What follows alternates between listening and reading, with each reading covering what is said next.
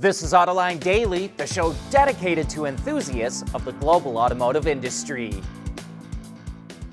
Those Tesla teasers from Monday turned out to be new versions of the Model 3 and Y with less content, which lowers their starting price. Under the skin, the models feature a smaller 69 kilowatt-hour battery pack, which lowers range, acceleration, and charging speed. Looks-wise, only gray, white, and black paint are available. The front and rear light bars have been removed. There's new wheels. The center console is smaller. Ambient lighting was taken away, as was the rear screen. There's also fewer speakers, and Tesla even dropped native AM/FM radio along with lane centering as a default feature. However, they do have all the software and hardware needed for supervised FSD, which can be purchased in the US for $8,000. We've seen a lot of criticism for how Tesla has priced these new versions of the Model 3 and Y, which it calls standard. Before the federal tax credit for EVs went away at the beginning of this month, a base Tesla Model Y was about $37,500. But now that same model, now called Premium, starts at about $45,000. The new standard version of the Y cuts $5,000 from that price, while the Model 3 Standard starts at $37,000.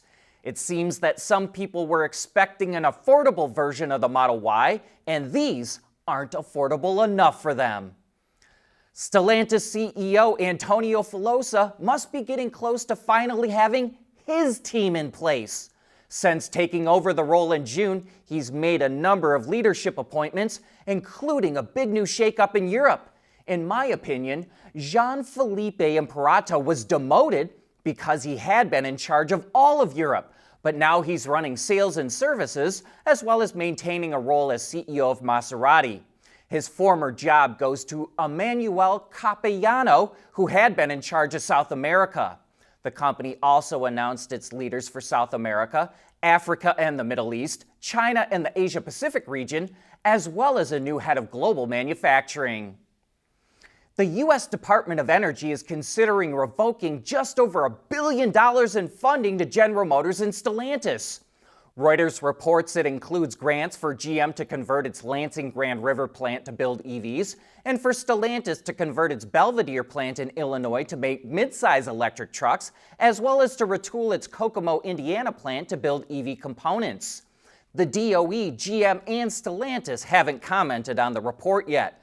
But last week, the Energy Department announced plans to cancel $7.5 billion in financing for energy projects, which it said wouldn't provide sufficient returns to taxpayers. Hi, I'm Don Hatfield from Intrepid Control Systems, and I'm presenting the wireless BMS solution from Intrepid Control Systems. Come and see us in this demo at booth 4600 at the battery show. And also Analog Devices will be there as well. We'd be happy to talk to you and help you with your solution.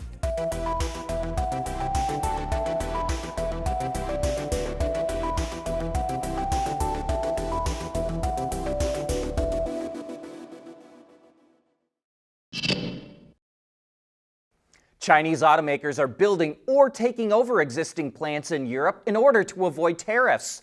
A new report from Jefferies says that Chinese automakers will account for 6% of European auto production by 2028. While that doesn't sound like a lot, it's equivalent to about 860,000 vehicles.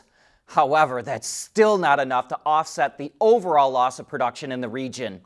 Car production peaked in 2017 at 21 million vehicles, but since then, it's dropped by 4 million units. Even so, Jefferies says the overall industry is quote-unquote relatively healthy at 84% capacity over the last 5 years. The Renault and VW groups have the highest utilization rate in Europe, while Stellantis, Nissan, and Ford are at the bottom 3. And it's particularly bad for Stellantis and Ford. Jefferies estimates that Stellantis has up to 1.45 million units of excess capacity, or 30% of the industry total, while it says that Ford's low utilization rate raises doubts about its ability to, quote, retain a presence in the region. Automakers in Europe are pushing back against a new EU plan designed to protect the region's steel industry. The EU is proposing to cut tariff-free steel quotas by nearly 50%, as well as double the out-of-quota tariffs by 50%. The new plan would also require importers to identify where the steel was melted and poured. But the European Automobile Manufacturers Association, or ACEA, says automakers are concerned about the rising impact of stricter steel imports. While the ACEA says they source about 90% of their direct steel purchases in the EU, automakers still need to import a certain amount of steel, and the new rule would add higher input and administrative costs. Yesterday, we reported about how a Chinese academy had come up with a possible breakthrough for solid-state batteries. Well, now Toyota is one step closer to having EVs with these types of batteries. It announced a joint development agreement with Sumitomo Metal Mining Company for the type of cathode material that solid-state batteries need. The agreement will help Toyota produce the batteries on a mass scale, and it hopes to have them in its vehicles by 2027 or 2028. And in other Toyota news, the automaker said in a filing with the U.S. Federal Aviation Administration that it's developing a drone for off-road vehicle use. The drone would allow the driver to identify potential hazards around the vehicle and plan a safer route. The drone could also be used to fly above the tree line to help the driver figure out what's around them. But Toyota hasn't committed to launching a system like this yet. Jeep is dropping the Wagoneer after this model year. According to a dealer that Automotive News spoke to, the brand will only use the Grand Wagoneer name for its big SUV. Jeep has already teased the refreshed version of that vehicle for the 2026 model year, which now has a Jeep badge on it for the first time.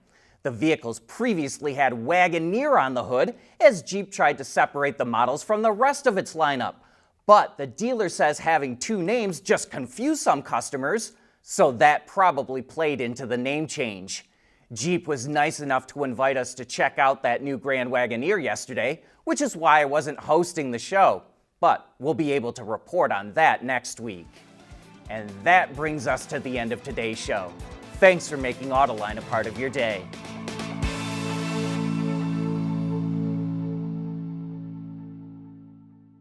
Autoline Daily is brought to you by Bridgestone, solutions for your journey. CSP, the composites solution partner. Intrepid Control Systems, over-the-air engineering, boost your game. And thanks to the following YouTube and Patreon members.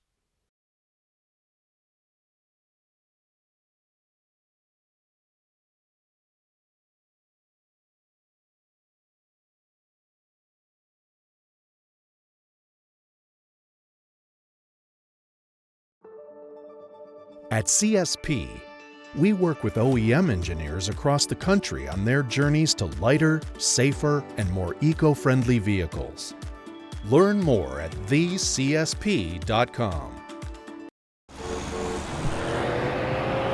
Making a life full of memories, one road trip at a time. That's what really matters. Bridgestone Weather Peak tires with a 70,000-mile limited warranty.